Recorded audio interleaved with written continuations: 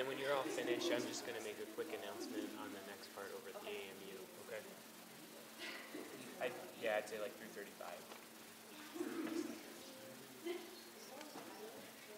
We're just going to wait a couple more minutes to make sure everybody's finished up their other sessions before we begin.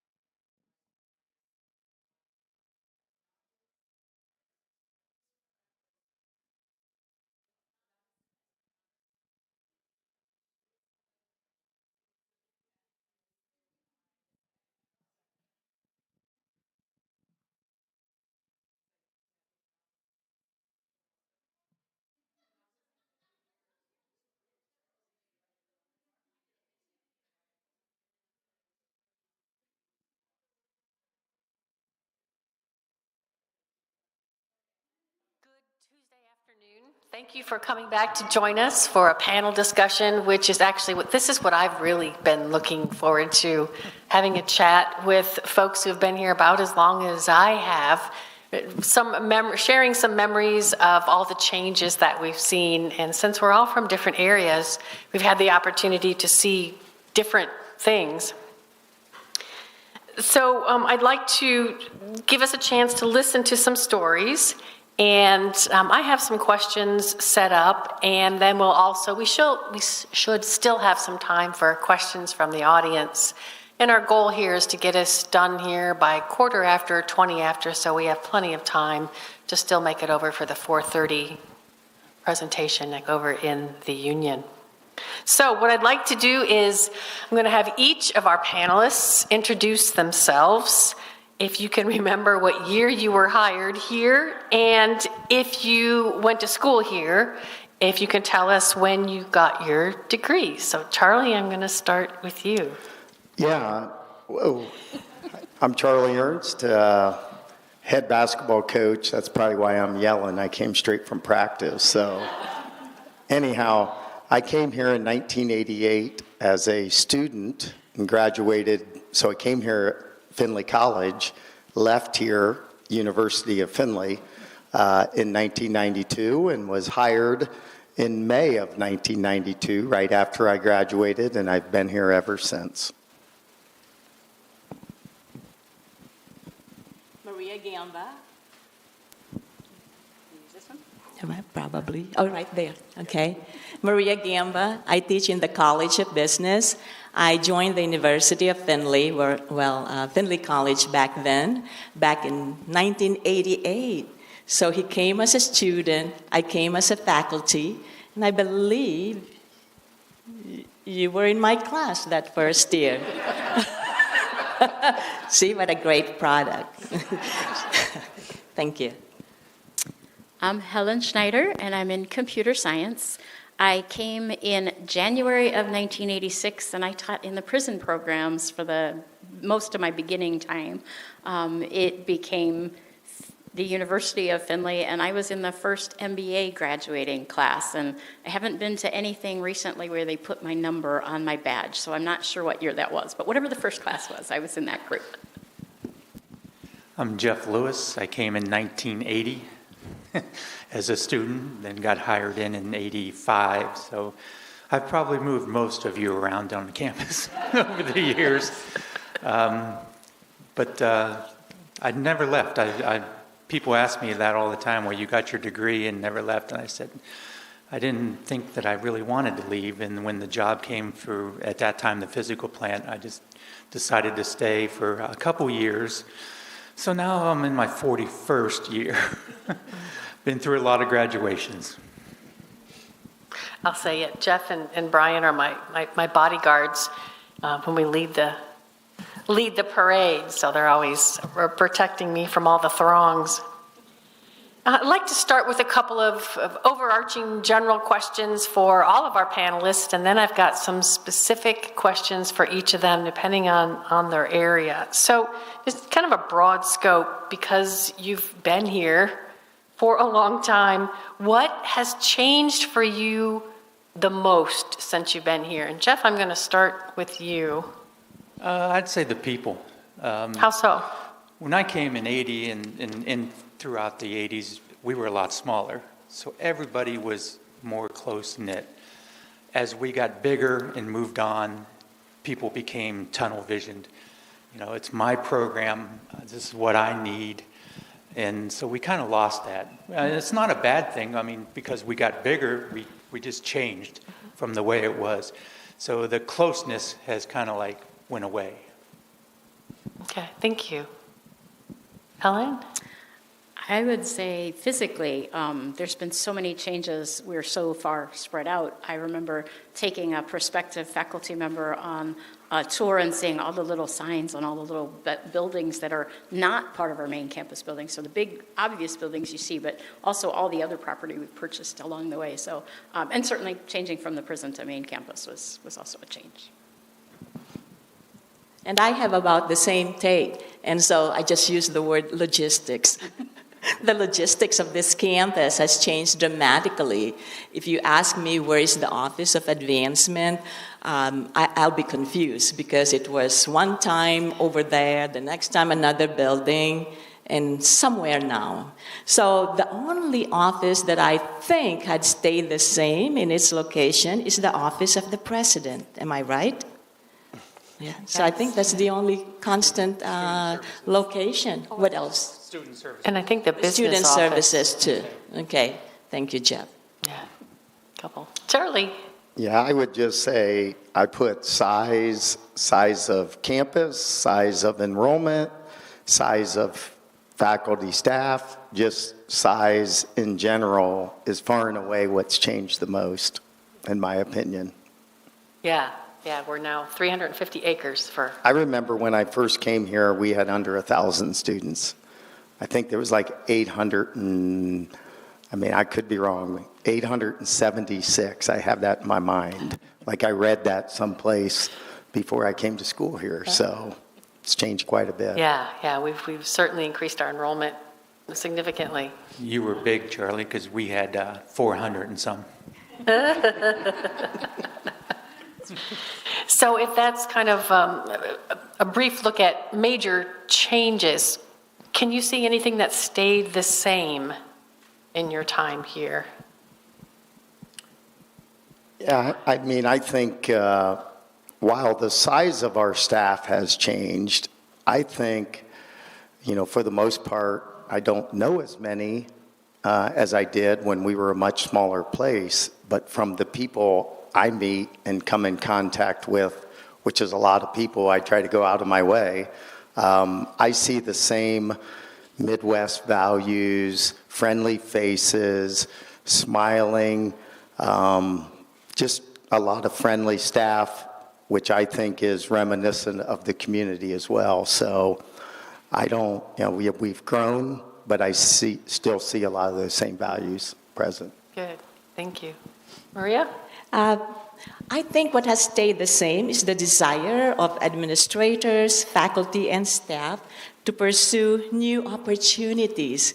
It's constantly evolving, constantly changing. So the examples I can think of include the online delivery of classes, not all, of course, but quite a number. Setting up the College of Pharmacy, it wasn't there when I started here. The College of Health Professions wasn't there when I started here. And so I thought that those are the constant thing that happens in this university, constantly looking for new opportunities. And we're still doing that. And I like that, honestly. Keeps the environment very vibrant. Very true. Always forward-looking. I would say the thing I see that has stayed the same, I think I'd echo what Charlie said about the people, and I think it's the students are still genuinely pretty nice. I mean, you have occasional, ones that challenge you or give you a hard time, but for the most part, the students are pretty nice to be around. The faculty and the staff, it's still a pretty good place to work in the long run, I think. There's we've had our struggles and our moments, but for the most part, overall pretty nice. Well, I think the main thing is we've kept our classes small enough. And that's what a lot of these students that come here are looking for. They want to feel like they belong. And the professors are generally there, and they make them feel that way. So you have that 15, 20, 30 people in a class is much better than having 70, 80, 90, where you just feel like you're a number. And we've tried to keep that here, and I think we've done a pretty good job. Good, thank you. Helen, you and Maria have both taught in the prison. In fact, Helen, you even noted how that's where you began your Findlay career, was pretty much full-time teaching in the prison. I'd like to ask both of you to share some of your favorite prison stories. It didn't come out right, but Helen, you want to give us some insight in teaching into the prisons? I would say I became a better teacher from teaching in the prison because you came in with students that had very, very different backgrounds and very different challenges, and a lot of times you didn't know what was going on in their life, and so you had to try and find a way to reach them. So I think I became a lot more flexible about finding ways to make the material accessible. I started teaching computer science classes there, but there were also some semesters where I did math. I discovered I liked teaching the computer science better because the students liked it better. They don't like math classes. So it wasn't that the math was hard to teach, it was that the students didn't like it.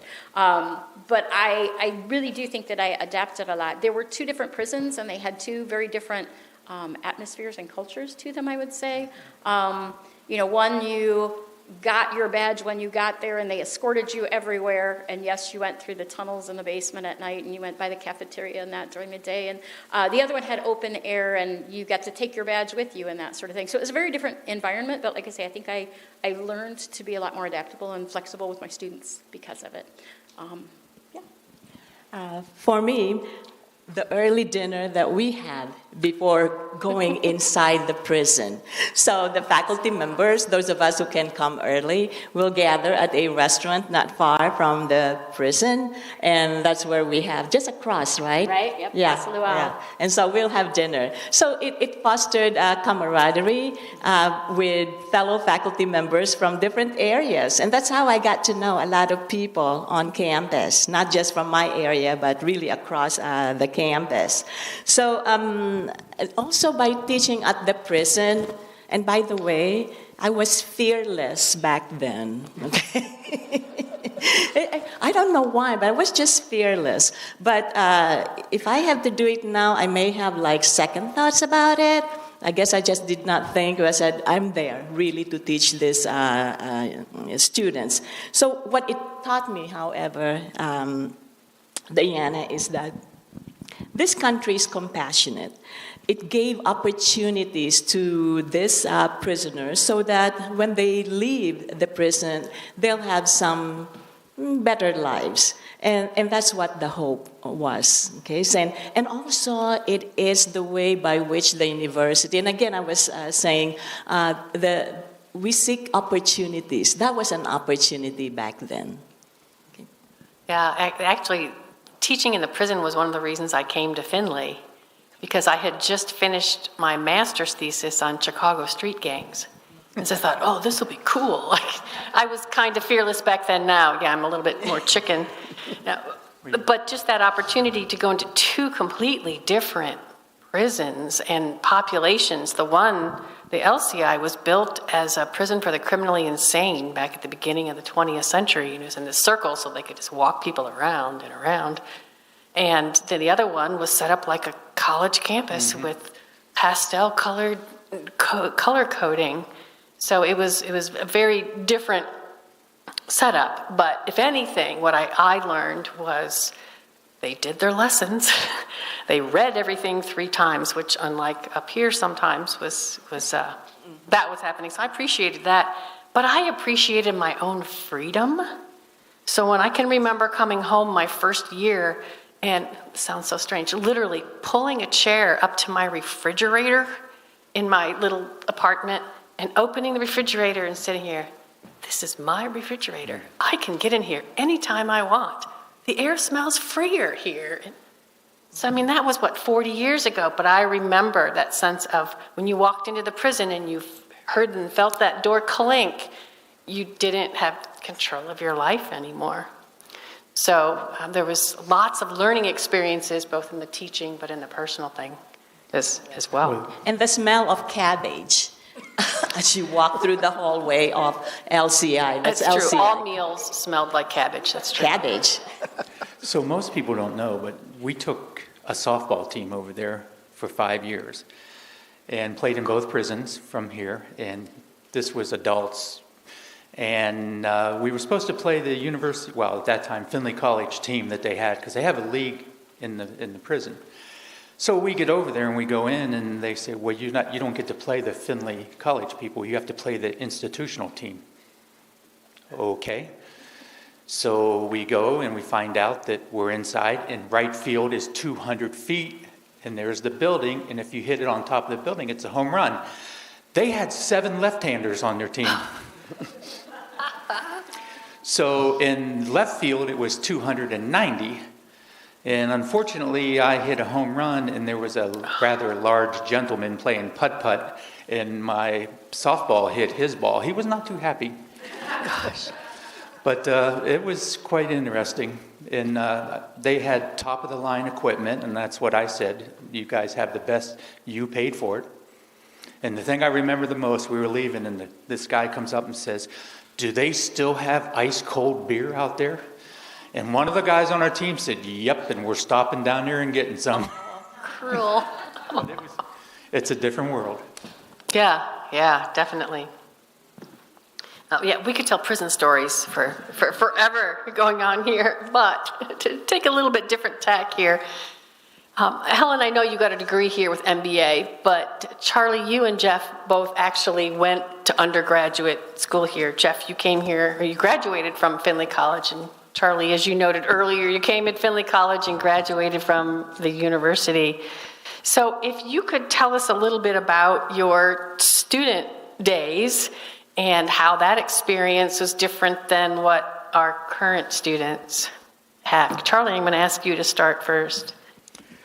Yeah, when I was thinking and reflecting, I was thinking, is she asking me that question from a student perspective or an employee? And for some reason, I was thinking student, so I was prepared for this. That's fine, yeah. What I remember, when I first lived in Bear Hall, we had one phone, and it was in the lobby, and you'd get a phone, someone would knock on your door and say, hey, Charlie, you have a phone call. And I'd walk down to the lobby, and now there was like 300 other students in there, and if my mom and dad or someone wanted to get a hold of me, they just had to call the community phone that we all used. And that was pretty amazing, especially when you consider today, if you don't respond to a text message in 5 minutes, people put out an APB for you.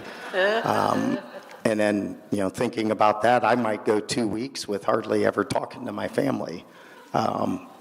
That was just the way it was. The other thing I remember is I had so my major was public relations and marketing, and so I had a combination of communications and business classes. And I remember my first day of class with Shiv Gupta. I walked in, and there were a few students that were late, and he locked the door. And there were two other students that had sleeveless shirts on and tank tops. Fortunately, I didn't fit into either category, but he had a rule, and he enforced it.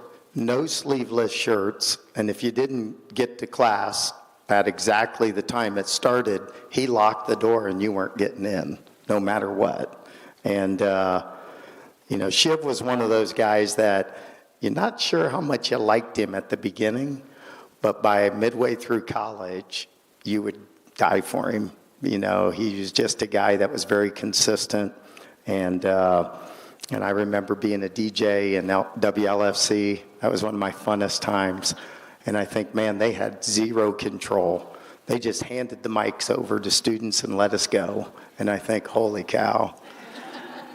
I don't remember anything bad happening, but we had a lot of fun, I can tell you that. I took like the 11 p.m. shift, and I had a lot of fun. They told us to play whatever music we liked, so I did. Yeah. And so those are things I remember as a student. Most of my stories I probably can't share, so. But great memories. Those are good ones. Jeff, you were here a few years before that. Yeah, unfortunately. What I remember the most is, this is really going to sound very strange, is we destroyed everything. We broke windows in the dorms. We stole vacuums from Old Main. Literally stole stuff from the cafeteria. That was just the way the mentality was coming from the 70s and the 80s. And then when I got into the physical plan, I'm thinking, that probably wasn't a good idea back then. And now these kids, we had this, somebody broke something. I'm saying, you guys have no clue. One little window, I said, I saw every window in Bear Hall broke on the second floor in 1 year. So, and that's just the way. But my best story, and this, Charlie, is kind of basketball for you. When you're talking about the phones, 1980, 81, I think it was, we're playing Defiance in basketball. Defiance and Findlay never got along. Bluffton and Findlay never got along. Wilmington we hated when you had football with Dick Strom. So the tournament game was in Defiance. We're all sitting in second bear. There's probably 50, 60 guys listening to the radio. Ken Pottist, our best player at the time, has the ball. We're down by 1. He takes a shot. Everybody's leaning in. Somebody in Defiance yanked the telephone cord out. Went dead. No other radio station. We had to wait until the team drove back to find out that he had missed a shot and we had lost. But nowadays we can watch it on, everything. But back then we had to wait for them to drive back to find out that he missed a shot. And that has always stuck with me. Just everybody sitting there like, what happened? Did he make the shot? And, no cell phone, so nobody could call back. We just had to wait for them to come back to campus. But it was always one of my favorite memories. Wish he'd have made it, but... It does stick with you, yeah. Mm-hmm. That's a good transition, I think, to talk a little bit more about sports and the changes over the years. And Charlie, you've certainly been here as a student athlete, and then you were recruiting athletes and assistant coach before you became head coach. So you've seen the shift, the arc from NAIA, sometimes kind of sketchy competition there, to NCAA, which is much more organized, focused, and can you tell us a little bit about some of the changes you've seen in athletics? Yeah, those are things I think about a lot, and I still share those stories with a lot of people.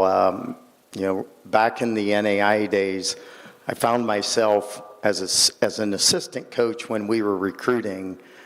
It was difficult to sell all the benefits of the University of Findlay because you were always selling the competition in the NAIA and who you play against, what it stands for. When we went Division II, it's like it gave us instant credibility.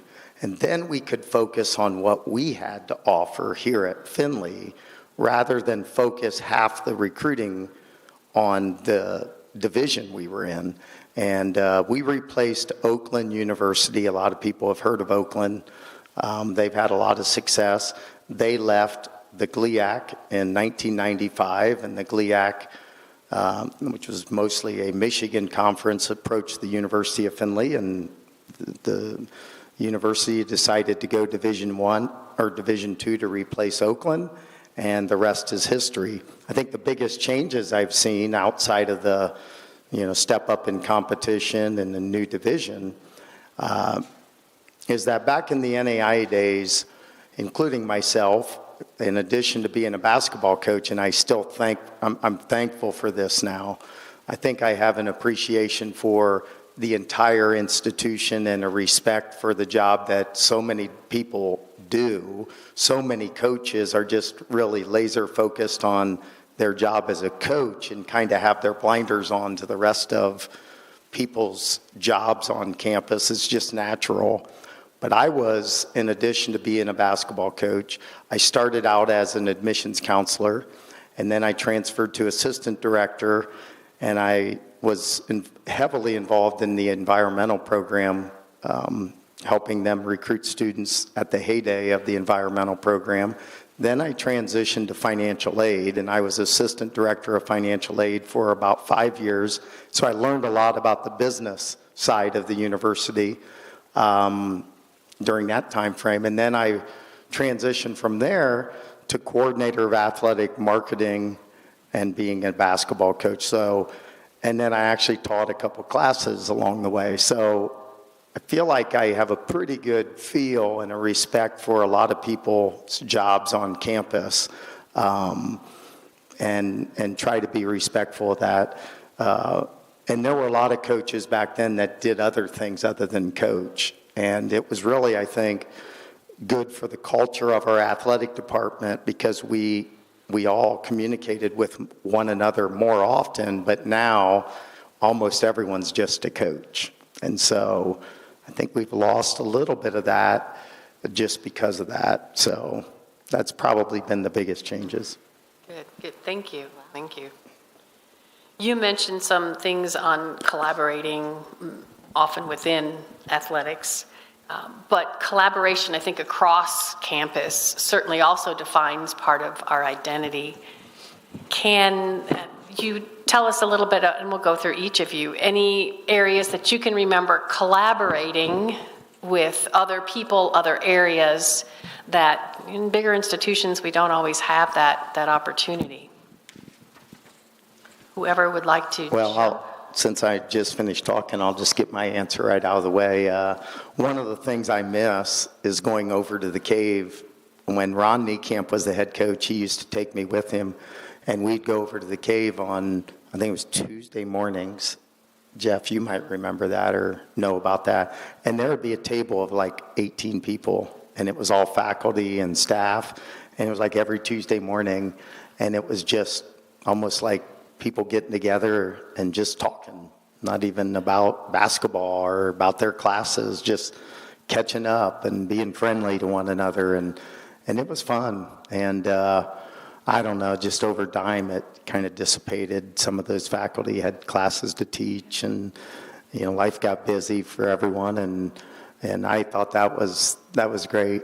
And you usually found out about players having problems in class. You didn't eat starfish. You just went to the cave for coffee. So anyhow, that's probably one of the things I miss the most.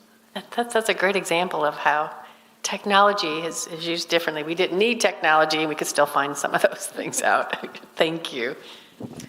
I'll mention the first year experience program. First year seminars, we used to team teach, and you would have 2 3-hour classes. So you get to see those kids for 6 hours a week, and you really got to know them, and you got to work with them. And I had the privilege of working with those foundations or gateway students, was part of our seminar. And we got to do a lot of things, but I learned a lot from Donna Smith, who was the one that advised them.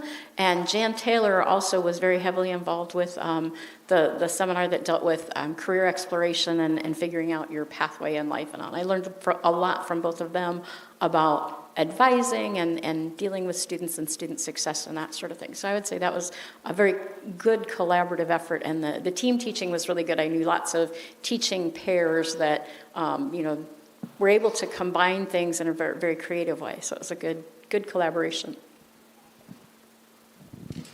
I remember when we had the Oiler Club luncheons on Fridays.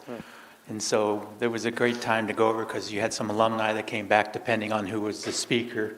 And so it was kind of nice to see them, and then faculty was there. And when it was over and I had to clean it up and I couldn't get them out of the room because everybody was sitting around talking, it was kind of neat though. I mean, seeing that a lot of people came back for those.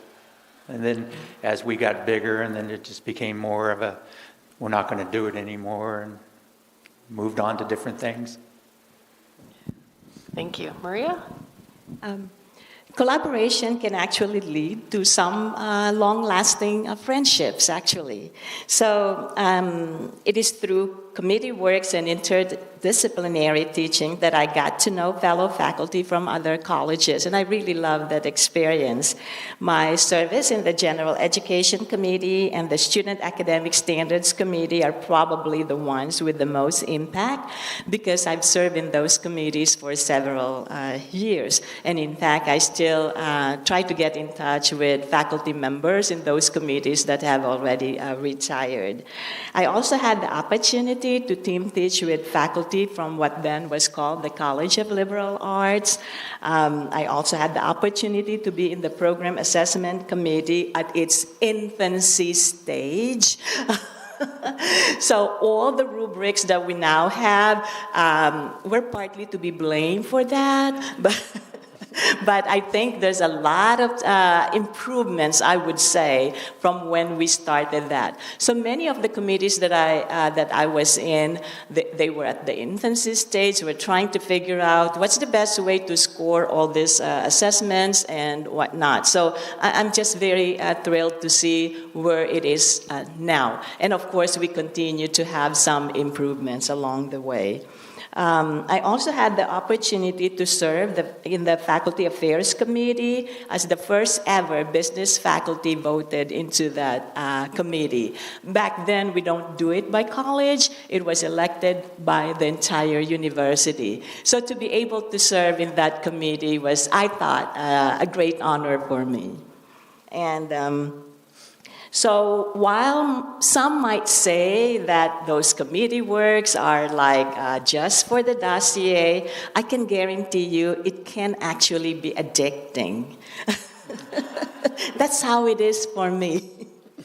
Good. Thank Good. you. Thank you. Those are all great areas of different types of working across disciplines, across offices, that really bring those out together. I know in the freshman, first year seminars, I team taught with 3 different people. One was a statistician, one was a mathematician, and then the third one was Don Collins, who his background is in psychology and athletics. So you learn a lot about yourself as a teacher when you're teaching with somebody else. So that was a great opportunity. Diana, if I may add, I'm actually excited with the merger of the College of Business and CAS because, again, it will bring up that opportunity of possibly team teaching. I really enjoyed those experiences because I got to learn from other fellow faculty in the classroom how they handle some topics, how they handle the students. And when you have 2, 3, or 4, in some instances, faculty all in the classroom, we're able to talk in front of the students and be able to talk to fellow faculty members. It was quite interesting. So I hope the concept of like the first year seminar that Helen was talking about, weren't you instrumental in that, Diana? I don't know why I thought so. I was in charge of the seminars for a while. Okay, so I hope the university will have a chance to revive it, because that's where we connect with the students. Whoever were students at that, our students at that freshman level, they seem to become our students for the rest of their career here. Yeah, no, I agree that the seminar program, as it was very helpful. In fact, Charlie was in my first seminar that I taught. We talked about that at the freshman service project this year. What was the name of that class again? It was called Newsworthy Numbers. There you go, and it combines statistics and journalism. Yep. So, we had a good time. We did. Yeah, it was good. Good. What was your grade, Charlie? I don't know. I'm going to guess I didn't ace it, but I'd say B. I was a B student.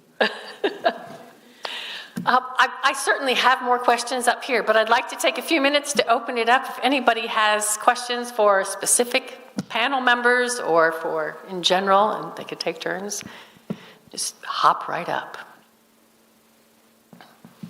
Anybody?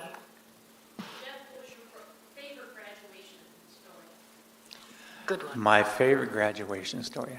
Well, when we did the winter one with the luminaries on the front yard out here on Sunday nights, that was probably my favorite. It was so awesome, so pretty when we went out there. And the one year it was snowing when the graduates came out, and that was really neat until my boss called and said, "You know the flags on the front street there? Yes, you need to take them down." This was now 9 o'clock at night, and it's snowing, and we're out there with taking them down. As before we had a forklift, so it was ladder, somebody hold you, get up there and take the flags down. So that was probably one of my best. I thought that was really neat. Most people really liked that one. What was your worst graduation? COVID. Oh, yeah, that was pretty ugly. No, when we were in Croy. And the one year we decided that it was hot, and they decided to put air conditioning in the corners. It worked really good until it started leaking underneath, and we had to replace the gym floor under there. Yeah, it buckled the whole Because floor. it got so hot that the drains just couldn't keep up with it, and so both sides were leaking them. And then so we had to remove the bleachers to fix all that at the time. But yeah, Croy was interesting for graduation. We've had a lot of problems in that. Kids ringing the fire alarm in the middle of graduation and nobody moved. Everybody just, Ken Zirkle looked at me and said, "I said, keep going." So Yeah, it was hot. hot. In the robes, and Yeah. it was May, and I learned a trick from Milt Peters, who had been in psychology. He would carry these little freezy packs on his pulse points, so that, and it helped. Yeah. Good. Other questions?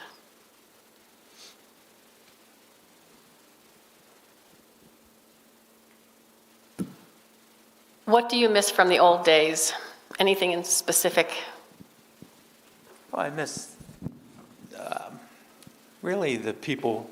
Like I said earlier, we were a little closer, but I'm close with a lot of people here. I mean, like I said, I've moved most of you. But At least once. It was the characters that, you know, Dave Allen, Dick Strom, I mean, Dave Wallach. These people here, I mean, you never knew what they were going to do, and it just made everything so interesting. And I miss Ken Zirkle when he was president here. More laid back, and people don't realize how much building and how things changed under Ken Zirkle. Yes. Yeah. A lot of different things that he was involved in. Some things didn't happen. We were going to change to blue and white colors. Our flags out front were blue and white. One of the board members came in and said, "Why do we have blue and white out there?" "Well, we're going to change our colors." "No, you're not." So we had, but there were so many more characters, and you got to know people a lot. People were more entertaining at the time to talk to. We didn't have social media or texting Yeah. to do it, so we had to Yeah, you entertain had each to. other. Yeah, so that's what I miss. Thank you. Other thoughts? Okay. Well, I think what I could say I miss from the good old days is community. And I think Kristen Danneke is going to try and bring it back.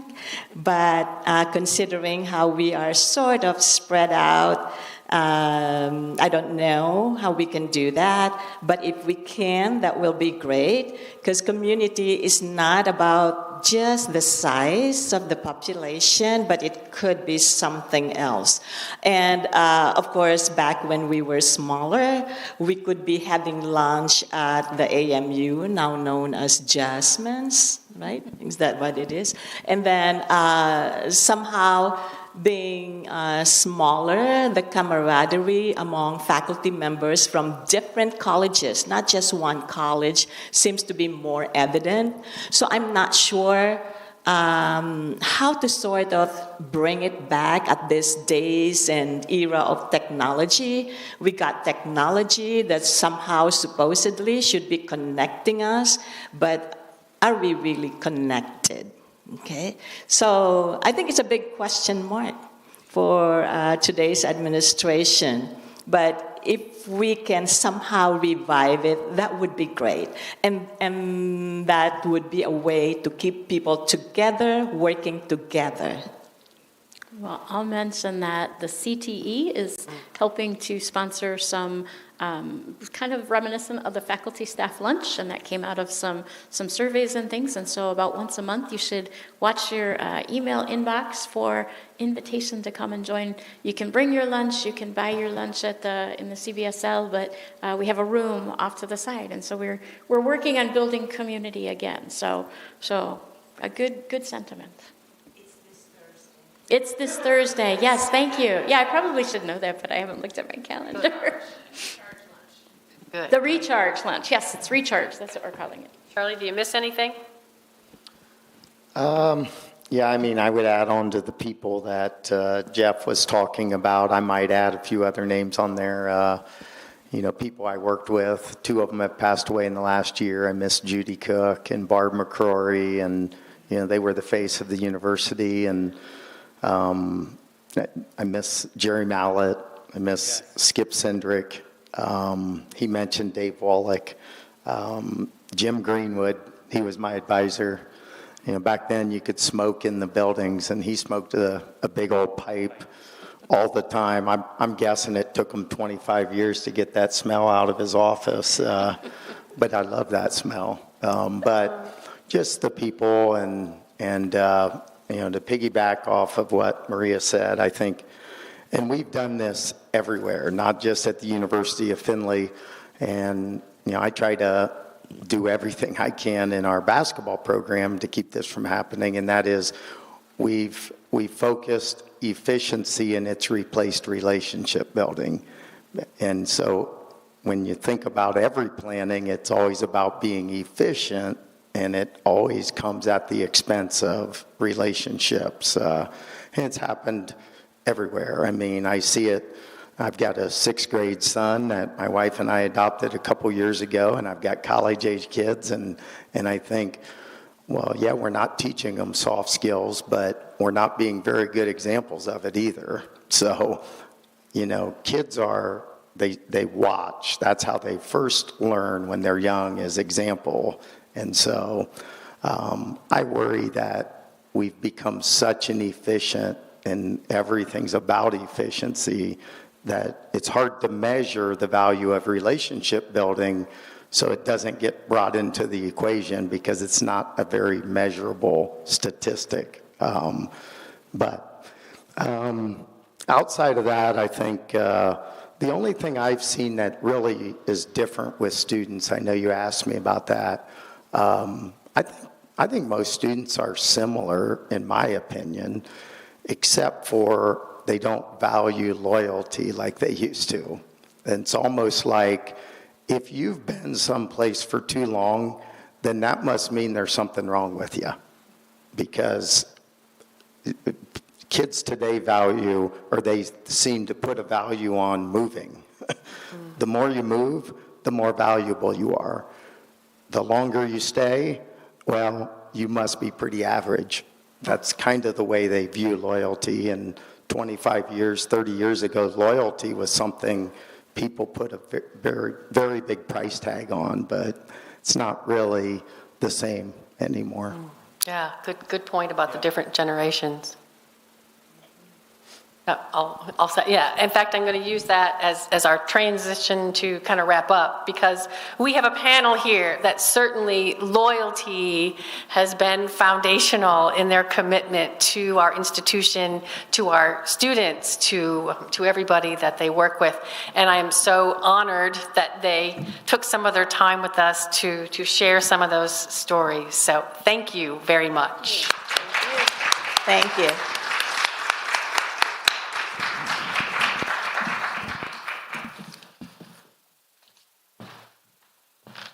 All right, thank you everybody for coming to the panel session. We thank Diana and our panelists.